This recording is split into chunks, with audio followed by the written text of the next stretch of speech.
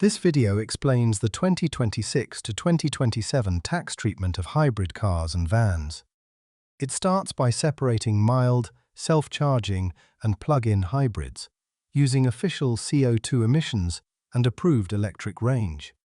It then explains how sole traders and partners claim costs and capital allowances. For limited companies, it covers plug-in hybrid tax bands, model comparisons, private fuel and hybrid van rules. Finally, it shows the exact model and official documentation to check before choosing. Hybrid vehicles can sit anywhere between a conventional petrol car and a fully electric vehicle, which makes their tax treatment easy to misunderstand. Not every hybrid receives a low company car percentage.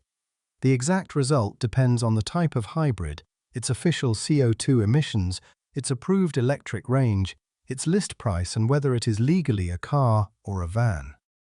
A mild hybrid or self-charging hybrid is generally taxed according to its official CO2 emissions, in the same table as a petrol-powered car.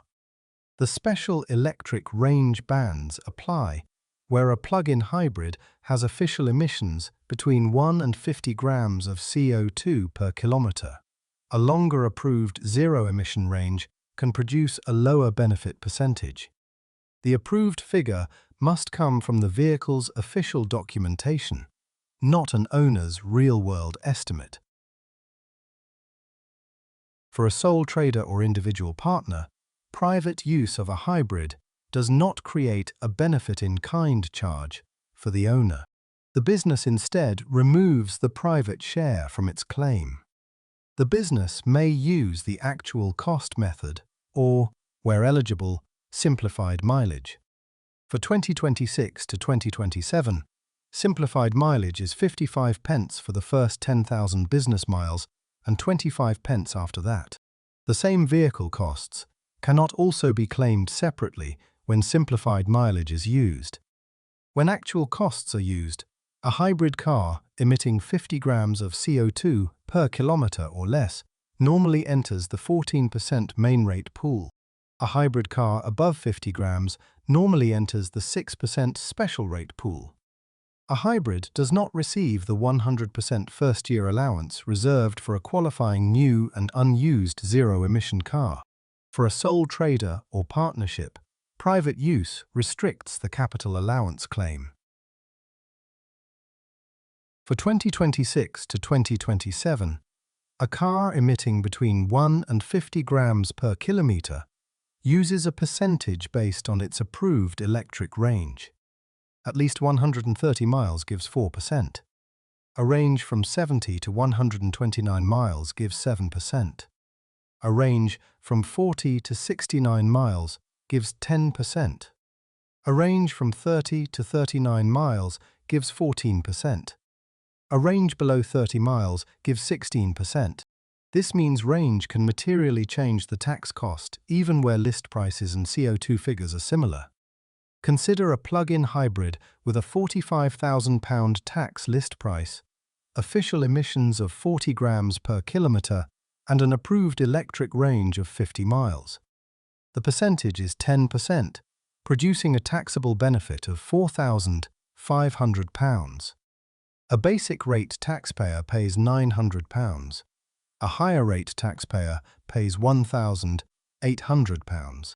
The company pays Class 1A national insurance at 15%, which is £675. Now keep the £45,000 list price and low CO2 figure, but reduce the approved electric range to 25 miles. The percentage rises to 16%. The taxable benefit becomes £7,200. Personal tax becomes £1,440 at 20%, or £2,880 at 40%. The company's Class 1A national insurance becomes £1,080. The earlier 50-mile example used 10% and produced a £4,500 benefit. Two apparently similar plug-in hybrids can therefore create significantly different annual tax bills. Now consider a conventional full hybrid with a £40,000 list price and official emissions of 100 grams per kilometre. It does not use the plug-in electric range bands. The 2026 to 2027 percentage for 100 to 104 grams is 26%. The benefit is £10,400. Personal tax is £2,080 at 20%, or £4,160 at 40%. The company pays £1,560 of Class 1A national insurance. If the company pays for private petrol and it is not fully reimbursed, a separate car fuel benefit normally arises. For the plug-in hybrid at 10%, the £29,200 multiplier creates a £2,920 fuel benefit. The tax is £584 at 20%, or £1,168 at 40%, and the company pays £438 of Class 1A national insurance. Electricity is not fuel for the separate car fuel benefit. A hybrid van that can emit CO2 normally uses the flat van rules if it genuinely meets the tax definition of a van. Unrestricted private use produces the £4,170 van benefit, with a possible additional £798 private fuel benefit. The word hybrid does not determine the tax result. Check the official CO2 figure, approved, electric range, and tax list price. Also confirm whether the vehicle is legally a car or a van and which business structure is using it. A strong plug-in hybrid can be tax efficient, while a short-range or higher-emission hybrid may be taxed much more like a conventional petrol car. Confirm the precise model and documentation before making a decision. For a tailored review of your business vehicle position, contact ABC Business Services. You can speak directly with a member of our team, email us to arrange an appointment, or visit our website for more information.